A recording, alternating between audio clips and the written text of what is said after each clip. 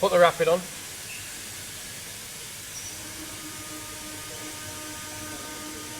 Can't even hear it.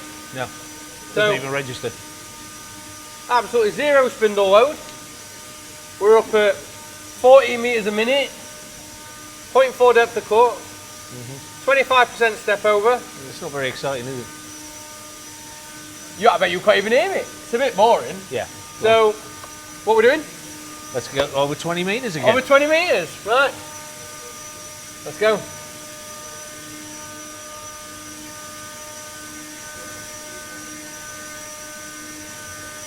Well, slight programming error, but I've maxed the machine out 150% feed, and we're up at 22 metres a minute. Oh, there we are.